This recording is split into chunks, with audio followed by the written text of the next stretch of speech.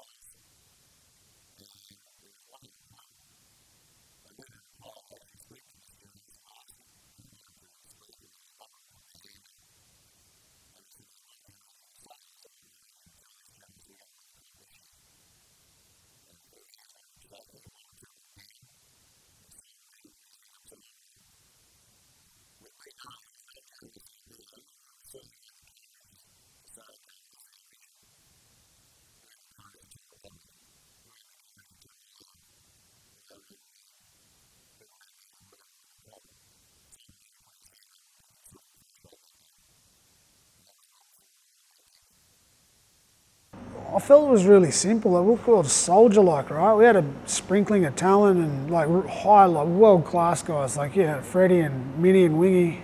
The one thing we did really well was we sort of played to our strengths, which we were very fit, and our defence was very good. So we were very good at kicking down the other end and putting pressure on teams. And He wanted us really fit because he wanted our defence to be aggressive in the 80th minute, same as the first and second minute.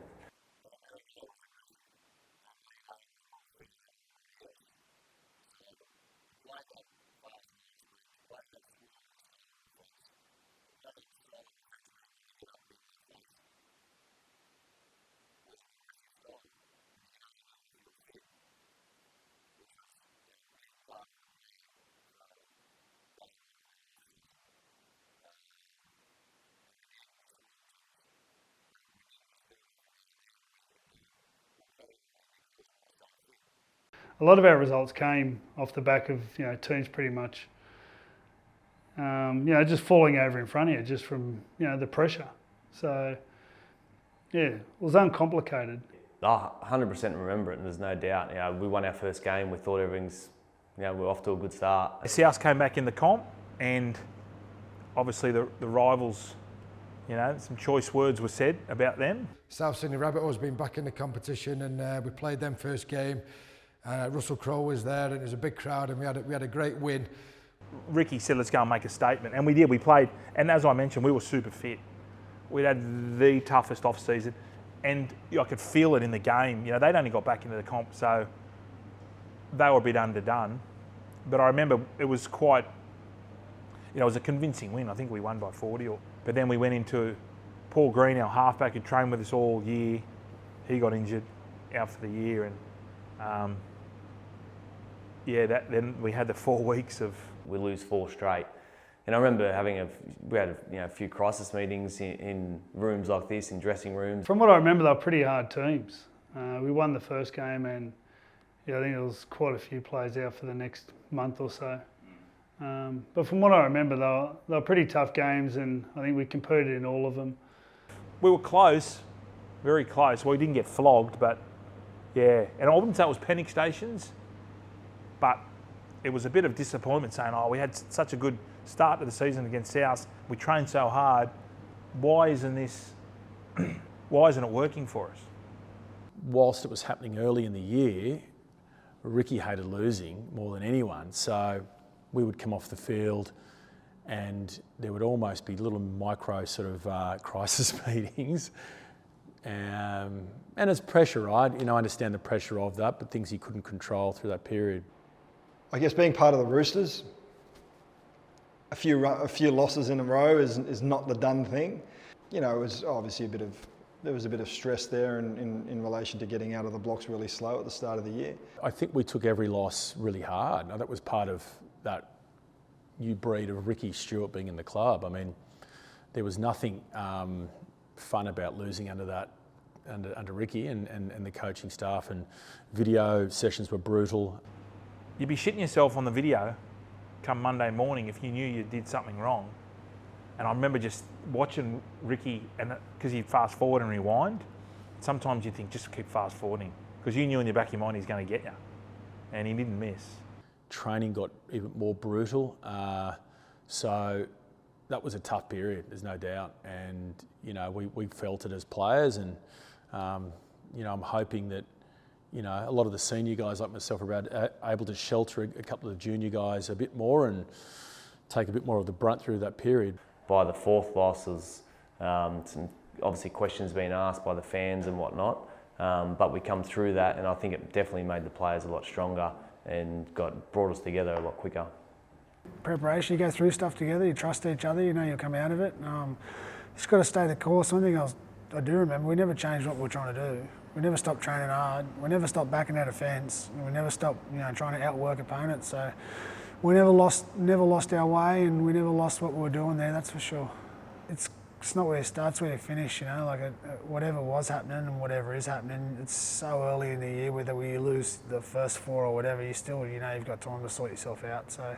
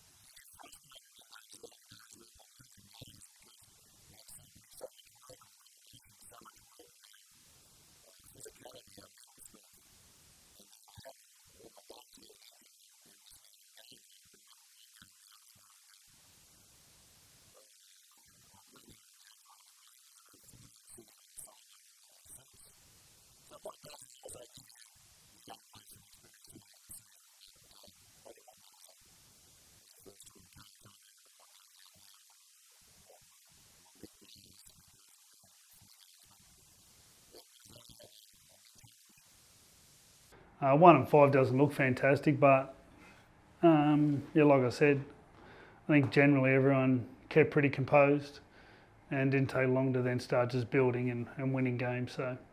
And then we went on a bit of a winning streak after that. Yeah, well, it was fun. When you're winning, everything's easy. You gloss over all those issues that we might have saw in the first 5 weeks. The weeks and months went on. We got the troops back, and then we started making a bit of a difference. They say winning certainly is a habit, and at that period it was. And look, I must commend Ricky and his coaching staff through that period. Look, he just found ways to win. That's the great thing about Ricky. He could find a way to win. Geez, it was good. It was so good.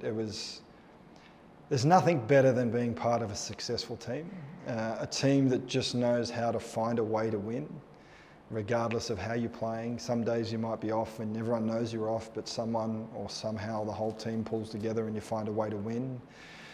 There's a spring in your step going into training the next week after coming off the back of a good win. And we always we liked a good time off the field, and I remember Ricky saying to us, look, don't stop that, but there's a time for that, and there's a time to train really hard. And we trained super hard, and also didn't mind getting together for a beer. But and the thing that struck me years later, after being at other clubs, and it was the togetherness. Once again, young coaching staff. We celebrated a win. That was another big part of it. Ricky was very, very strong on that. I mean, look, we we would train very hard during the week. We'd play extremely hard, but he gave us opportunities to really enjoy that time. But it wasn't just about going and having a few beers after a game. He just knew that we were just becoming closer as a group of mates as well. Ricky Stewart, you know, win or lose, he'd have a drink with his players, which was great. You know, some coaches I played with would go and sulk, or they'd try and make you feel bad for going out. But Ricky was very much one of the boys at that time, so it was great. And we were closer with the coaching staff. I mean, you know, John Cartwright and Ricky would be, you know, at the bar with you at 1 o'clock in the morning. You know, that's just how we did it. And then it was all serious faces on Sunday morning or Monday morning. And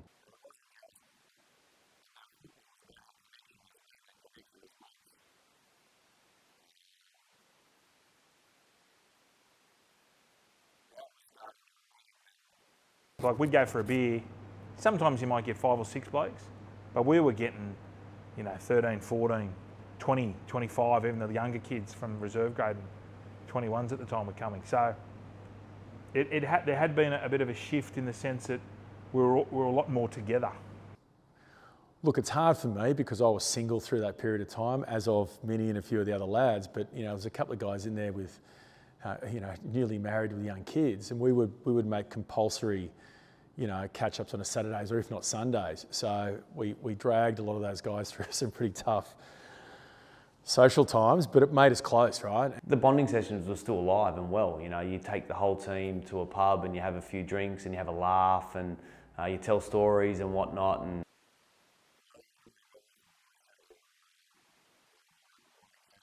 yeah, I remember that very well. So we, once again, tight-knit group.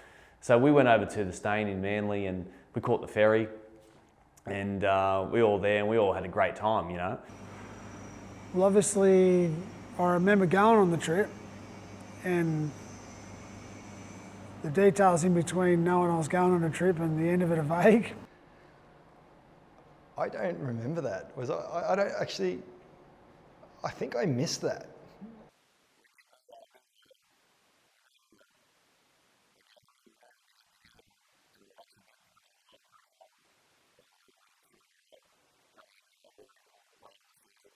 Yeah, we booked a lunch over in Manly. Got a comedian in, beers, carry on, and yeah. And the funny thing about those things, if you gave us an inch, you know, we'd take a mile. During that night, actually, a Roosters fan walked in and looked at us on Monday night. What are these guys having beers on a Monday night when they've just lost 2 or 3 in a row? And he gave us a serve. He goes, "You guys are a disgrace. You know, you guys are not winning anything this year. You should be at training." And Ricky just stood up and went, "Mate, if you're not going to support us, shut up and get out of here." And everyone went, "Yeah," like, you know, backed up. Ricky just stood up for the team and the players. Ricky was always sticking up for us. He'll give it to us behind closed doors, like bad, like pick on you, and sometimes make you cry. It was only the once. And but publicly, he'll always support you. I think that night really galvanised the team when we saw Ricky just stand up and sent this fan packing because he believed in what we had.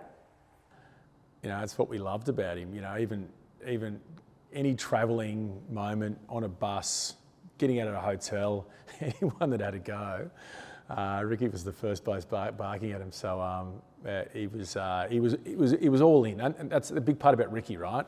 He took this job. He told the club he was going to do something, and he did it. And he wasn't half in; he was full in, and that was socially on the training paddock, in an argument with people that wanted to pick a fight. There was one little incident in a night where Adrian Morley, our big enforcer, legend bloke, actually twinged his hemi because we were actually running to go get the ferry because we were the last ferry back home to the east. And we'd all had a few beers, and then someone said the last ferry's going over to Sydney, so we all ran down to the station, and then it was just going the ferry, I jumped. I made it onto the ferry, but as I jumped, I landed and I rolled my ankle jumping onto the ferry. I remember we got to Sydney, and I just sat in this pub with a big bag of ice on my ankle, thinking, I hope it's not as serious as it could have been. Anyway, it was quite bad, but not too bad. I just had to miss one game, but Ricky Stewart had to go to Nick Politis and say, Adrian's not playing again this week because he jumped on a ferry drunk. So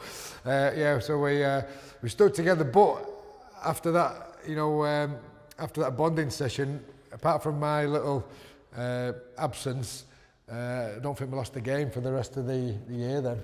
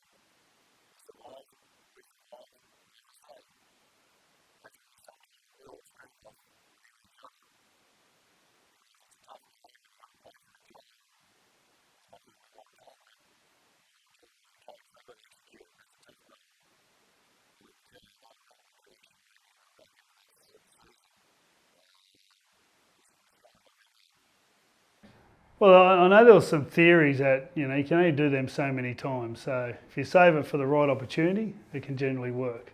If you save it for the wrong opportunity, your team's on the drink the rest of the year and you don't win another game. So, and what we did, we never compromised the footy. Like whatever we were going to do to have a good time, that was never going to impact on how we prepared and trained. And that was, even if guys may have gone over the edge, they still turned up and reported to train and trained well, trained hard. Like that never got in the road of what we're doing footy-wise. So whether we were using that bonding session to find our way, we never lost the way that we were going to win. We never stopped, in my mind anyway, I never stopped thinking that we needed to change what we were doing or we needed to go away from what we thought would win. Never felt like that, but we definitely had a couple of moments away from footy that helped galvanise that for sure. And it's a bit of a legendary trip, that one, amongst the boys. They don't forget that one.